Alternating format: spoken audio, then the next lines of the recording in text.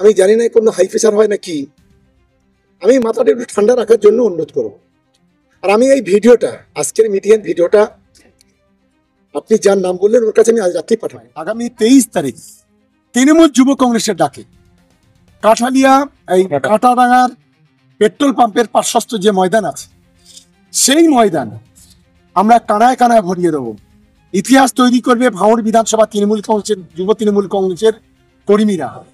আমরা চ্যালেঞ্জ করছি, আমি সেদিনকেও এই যে ভণ্ড মণ্ড গণ্ড দু চারটে যা আছে, আজকে যেমন তারা এই ফেসবুকে নজর রেখেছিলেন অনেকে, 23 তারিখও একইভাবে যারা আমাদের নামে গালাগালি করেন, যারা মিথ্যা কথা বলে মানুষের কাছে টাকা নেন, যারা দালালতি করেন ভাঙড় নিয়ে, যারা তৃণমূলের দালাল, যারা দলটাকে বিরোধীদের কাছে তুলে দিচ্ছিল, তাদের গডফাদার বলে যারা দাবি করেন, আমি তাদেরকে বলবো যে আগামী 23 তারিখে একইভাবে যে ফেসবুকে নজর রাখবেন তৃণমূল কংগ্রেস ভাঙড়ে কোন জায়গায় দাঁড়িয়ে আছে, ভাঙড়ের মানুষ আগামী দিনে উন্নয়নটা চায় কি না, এই জমায়েতের মধ্য দিয়ে সেটা প্রমাণ হবে।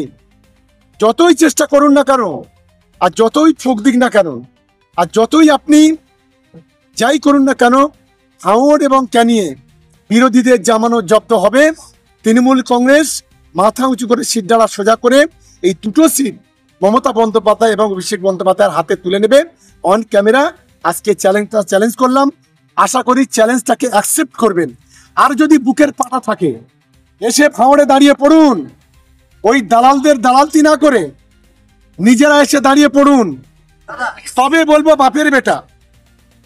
আমি অনুরোধ করব, শুধুমাত্র মাথায় টুপি দিয়ে মিথ্যা কথা বলেন মুসলমান সমাজটাকে বিপদে পরিচালিত করবেন না। ফুরপুরা শরীফকে ঢাল করে, মোজাদ্দেদ জামান দাদা হুজুর কেবলাকে ঢাল করে নিজেদের পকেট ভরবেন না, এটা আমি অনুরোধ করব। আমার চ্যালেঞ্জ রইল, যদি কারোর বুকের পাটা থাকে, এই 3-4 ভণ্ডর ভাঙড় ক্যানিয়েছে দাঁড়িয়ে পড়ুন। তৃণমূল কংগ্রেসের কর্মীরা প্রস্তুত আছে আপনাদের সঙ্গে মোকাবিলা করার জন্য। 1 ইঞ্চি জমি যতই গালাগালি দিন, যতই ফোক দিন, যতই শুকনির মতো উপর থেকে ওই শুকনির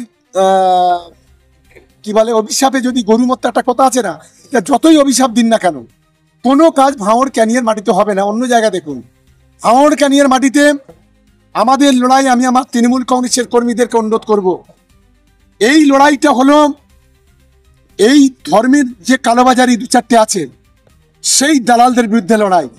সে বিজেপি হতে পারে, সে আইএসএফ হতে পারে, সেই দালালদের বিরুদ্ধে আমাদের লড়াই।